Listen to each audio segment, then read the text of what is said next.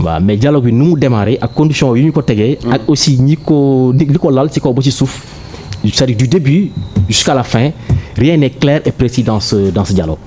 C'est-à-dire qu'au tout début on ne sait pas exactement qui l'a organisé, est-ce que Macky Sall moo ko organisé ou est-ce que c'est Barthélémy Dias qui l'a fait, personne ne sait jusqu'à présent. Barth sort, il dit qu'il parlait avec Khalifa et Ousmane en coulisses. Loolu c'est un problème. Khalifa n'a pas confirmé.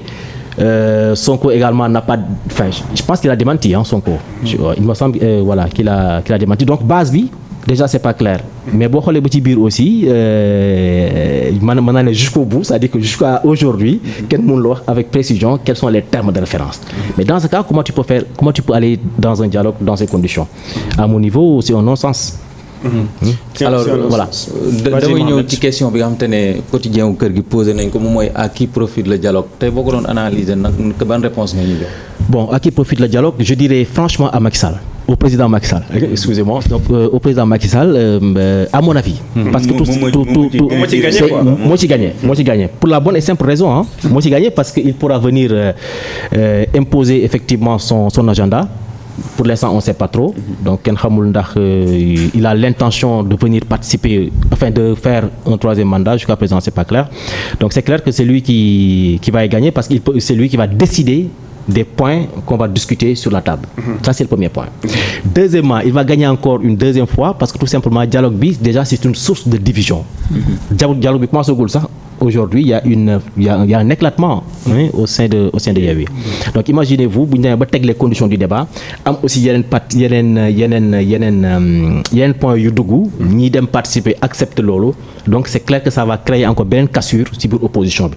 Donc c'est un fin politicien, je dirais que effectivement Macky Sall sur ce coup a réussi vraiment son pari. Donc c'était de diviser l'opposition et on est déjà dans ces. bu amee bu gagné am na ko perdre kon opposition bi ñoom ñoo ciy ñàkk. Bien sûr, c'est ce que je pense. Mais Khalifa Sall mi nga xamante ni moom la mu wax mooy que ni moom dafa bëgg a bokk na ci li nga xamante ni moom moo ko poussé mu bokk ci li nga xamante ni dialogue bi ndax moom mënu ci gagner dara tamit mooy éligibilité. waaw Karim Wade. Au fait même là aussi parce que on peut dire ça d'une certaine façon parce que Khalifa malheureusement mooy li Barthélémy Dias aussi wax dans un boo koy déglu effectivement dernièrement dafa ne bon Sonko il sait qu'il va participer dans ce dialogue.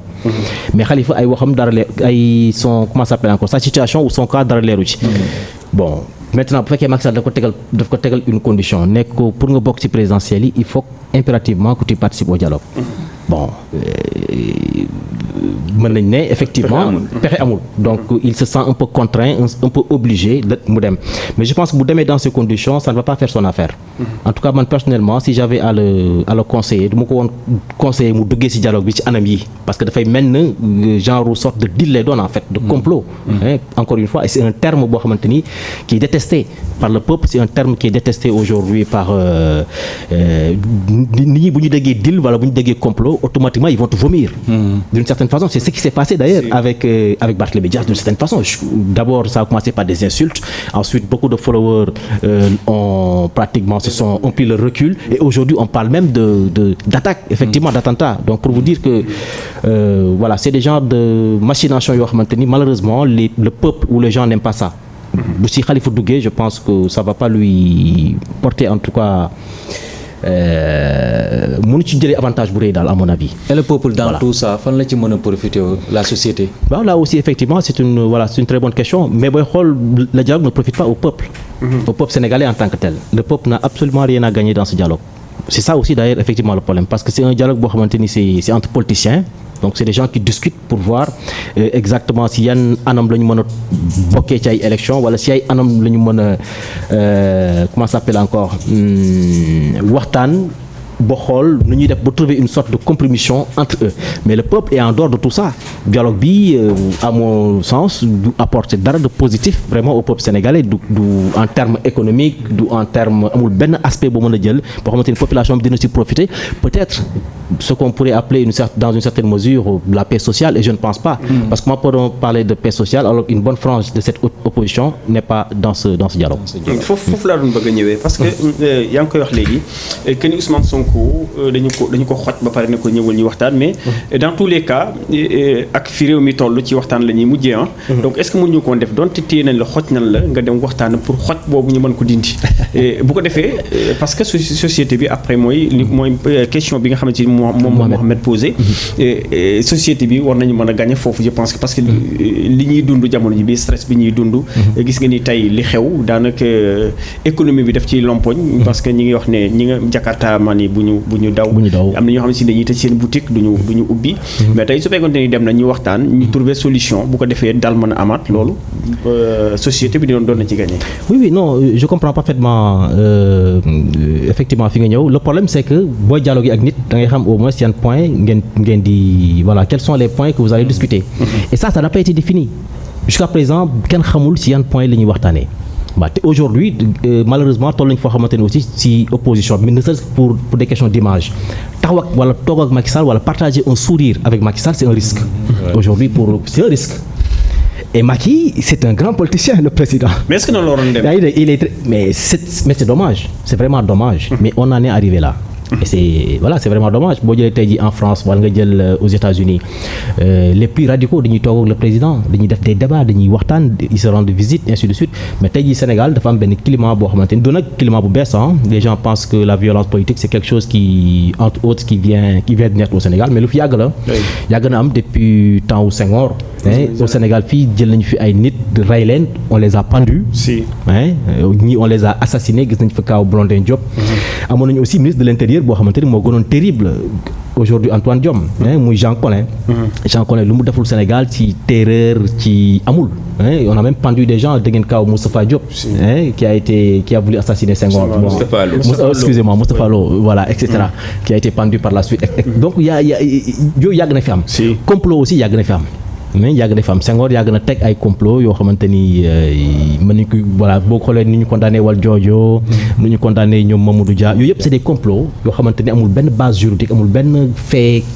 précis voilà créer même de faux coups d'état pour imposer un régime présidentiel te man mii ragal naa ni si tànk yooyu presque lañ jëm boo xoolee ba ci biir parce que réew mi dina am foo xamante ni dina fay toll état bi mën na woote état d'urgence wala dugg ci yeneen état de siège yoo xamante ni effectivement le président va continuer à régner donc yëpp mën nañ ne c'est des sortes de stratégies yoo xamante ni de part et d'autre effectivement on peut mën nañ ko vraiment jàngat ci mbir mi. D'accord. Voilà donc da nga bëgg a wax ne dañuy faire régner la terreur pour mën a mooy ci pouvoir bi. Alors je dis que c'est des stratégies. C'est des stratégies qui sont possibles de part et d'autre parce que man ça m'étonne maa ngi dégg léegi Barthélémy Dias di wax ni hier il y avait le colonel qui l'a appelé le colonel xaw ma le général le colonel Meng qui l'a appelé pour lui dire que foo nekk est-ce que yaa ngi ci jàmm fais attention parce que on trame quelque chose contre toi. Et dans la nuit, il s'est passé quelque chose, bien entendu, on a attaqué sa maison et ceux qui ont fait ça ont été attrapés. Oui. Donc moi je me dis que tout ça, excusez-moi, mais c'est louche. yow boo amee renseignement ba xam ni am na ay nit yu préparer quelque chose dans la sécurité il y a ce qu'on appelle la prévention. man tey su ma xamoon ni am na ay sàcc yu waaj ñëw fi wala ainsi de suite. da nga ñëw tax mais bien sûr. damay jël su may disposition. mais du ma xaar ba ñu attaquer sa kër et puis attaque yoo xamante ni bon entre autres quoi je sais que te yooyu aussi malheureusement lu yàgg am la dans beaucoup de pays. Gouvernement day am aussi foo xamante ni du fa tolloo. parce que ngeen baal ma ci kaddu bi mais politique aussi dafa laaj tuuti caay-caay. donc gouvernement bi day am foo xamante ni aussi bu fa tolloo mën na créer ay stratégie mën na créer ay actes yëpp pour créer une situation boo xamante ni c'est impossible pratiquement dans le pays. Peut-être li may gën a metti lu ci mbir mi mooy tey jii en tout cas man loolu je dirais même que c'est ma thèse voilà c'est mon point de vue c'est mon opinion mais j'attends encore d'avoir plus d'éléments pour prouver ça mais je dis qu'aujourd'hui nguur gi toll na tey foo xamante ni ils sont prêts à tout pour ne pas céder le pouvoir à Ousmane Sonko à tout et par peur ou par la crainte d'une vengeance tey jii Macky Sall il est prêt à tout pour ne pas que Sonko jot ci pouvoir bi peu importe Karim Wade Khalifa Sall et même peut-être l'armée mais pas Ousmane Sonko jot ci nguur gi c'est loolu bu ñu tolloo ci niveau boobu ça devient dangereux c'est ça aussi le problème parce qu'il y a une peur du président mais également de son entourage bien sûr pour d'une vengeance te loolu bu fa état tolloo rek mooy le pays est vraiment en danger loolu moo xewoon boo gisee africains yi du ñu bëgg a bàyyi pouvoir bi en réalité c'est ça parce que président bu tolloo foo xamante ne rek tiit na c'est fini il préfère sacrifier le pays loolu day am pratiquement. On a vu ça dans beaucoup de pays africains, Mobutu, ainsi de suite. Bon, on peut citer 1000 exemples à ce niveau. même kii posé des questions bu am solo ah. tey peur boobu ci côté nguur gi lan moo ko indi ndax.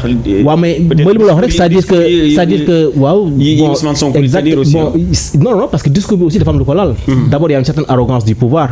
Et malheureusement loolu aussi dem nañu ba gis ko fii Sénégal il y a une certaine arrogance ñi gérer nguur gi ñu dem ba toll ci arrogance boo xamante ni pour wax ak ñoom sax problème la. waaw wax ak ñoom problème la. tey gis nga boo demee présidence wala nga dem ci yenn ministères yi mépris bi ñàkk fayda bu ñu lay ñàkkal fayda. xam nga ak ainsi de suite. yooyu tamit bu demee ba mu dal ñi nga xamante ne ñooy gérer nguur gi xam nga tey jii boo gisee France un ministre wala un député wala un politicien la population bi du ñu koy interpellé. Macron day taxaw ci mbedd am politicien benn citoyen simple comme Mohamed wala comme man ñëw taxaw wax ak moom ne ko président même tu mens.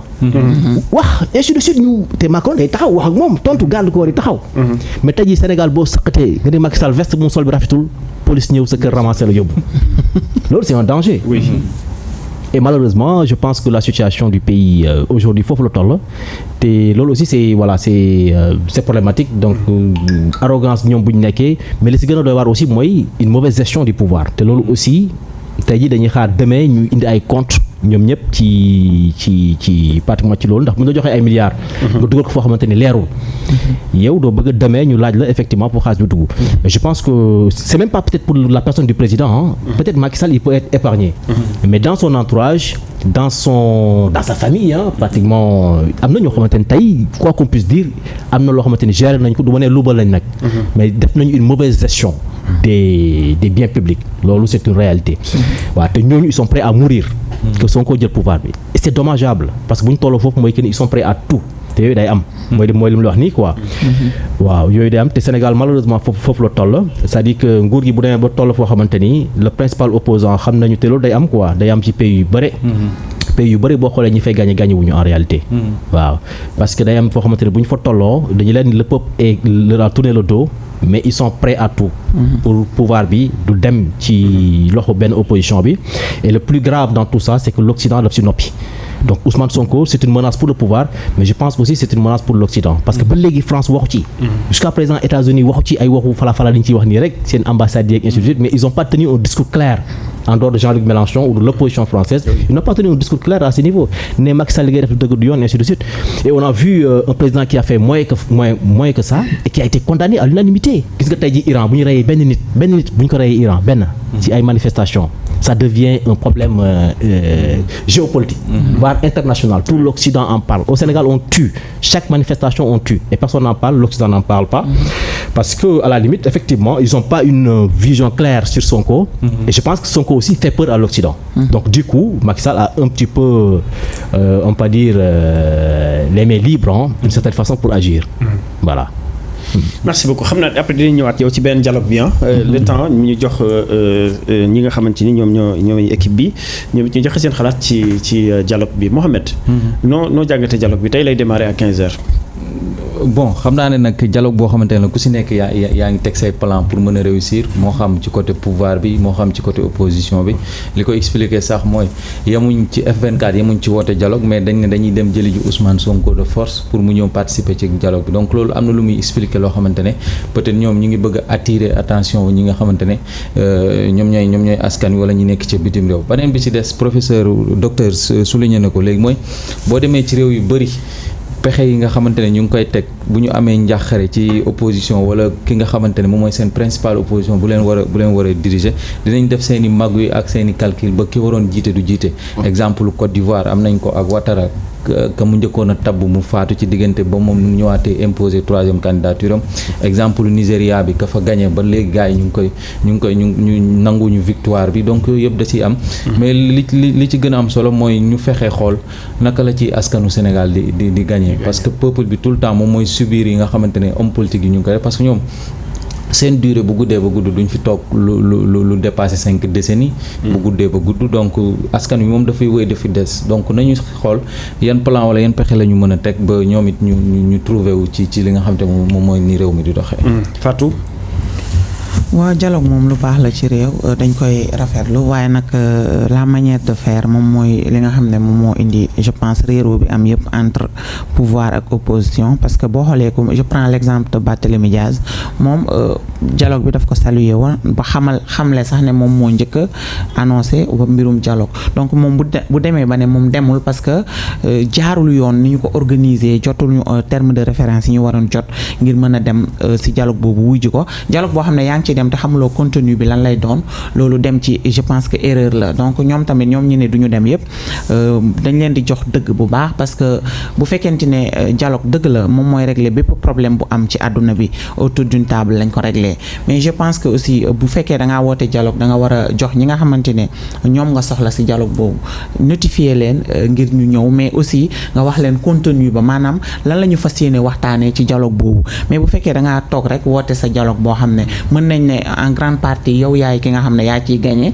donc ñoom tamit seen ay raison la ñu nekk ñu ne du ñu dem donc dañuy saluer loolu nga xam ne ñoom def nañu ko je pense que bu organisation bi Sénégal ñoom ñëpp politiciens yi ñoom ñëpp Sénégal defe naa Sénégal la ñu bëgg moo waral xeex bi donc bu fekkee Sénégal moo waral xeex bi je pense que duñ leen woo ci defar Sénégal ak wax ci loo xamante ne jàmmi Sénégal la ñu di ko bañ donc je pense que bu jaaroon yoon dinañu dem uy ji ko le fait que ñu def le contraire mooy lan woote beneen dialogue de l'autre côté ne ñoom dialogue du peuple ils vont dialoguer avec le peuple ñoom tam ba léegi ñu ngi ci seen raison ñu ngi ci seen dëgg parce que dialogue boo xamante ne waxuñu leen fa dara loo xam ne lu leer lu ñu war a waxtaane la ñoom il trouve que bu ñu ci demee peut-être dañuy perdre seen temps rek wala dañoo jàpp tamit ne li nga xam ne moo ne ci ginnaaw le président Macky Sall mooy xëy na baab leen pour mën a am une troisième candidature parce que ñoom xam na ne actuellement opposition bi yëpp benn dénominateur commun la ñu am mooy non au troisième mandat donc dialogue bi c'est un méthode boo xam ne daf leen di nax pour xëcc leen andi leen teg leen autour d'une table mu waxtaan ak ñoom dugal leen ci kàmb goo xam ne du ñu mën a bañati troisième candidature je pense que loolu moo poussé opposition bi ñu bañ li nga xam ne mooy dialogue bi. Moustapha sa commentaire ci dialogue bi yow tamit laataa ñuy dem ci beneen dialogue bi nga xamante ni mi ngi am à côté. waaw dialogue bi li ma ciy njëkk a gis mooy dañoo faussé jeu bi dès le début parce que bu fekkente ne da ngay woote dialogue dafa am lu koy jiital mooy confiance.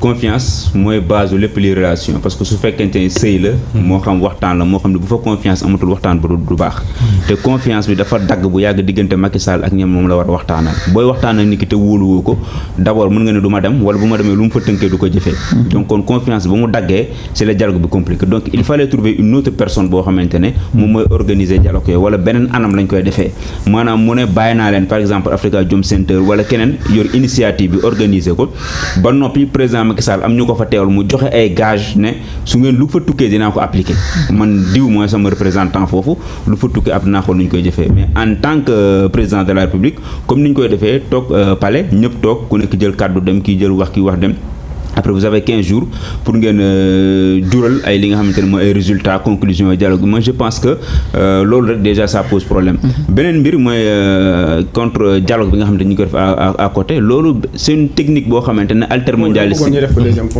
waaw mais comme xam nga ñu naa dañoo xaw a lié moo tax c'est une technique boo xamante ne altermondialiste yi dañ koy def bu sommet G20 amee ñoom ñu def G20 ba ca wet ga bu sommet G5 amee ñoom ñu def G5 ci wet ga lan lañ ciy jublu maanaam yéen a ngi daje fii moment la boo xamante ne nit ñi wax seen fu ñu waxee seen dañuy wax si ñun te ñun kese bu ñu defee amaana du ñu wax ci ñun mais bu ñu waxee ci yéen nit ñi par souci d'équilibre dañuy wax fii wax fële mais tamit pour envoyer leen benn message pour wan leen ne lu ngeen xalaat am na benn xalaat bu disponible bu mën a exister à côté donc loolu ça a été toujours comme ça ay technique la ay stratégie ay façon de faire yoo xam ne démocratie dafay may nga bàyyi nit ki mu def ko mais ce qu'on a vu hier ñëpp xam nañ ne tey jàpp Alioune Sané lan lay nduru manifestation nga jàpp ci nit def ko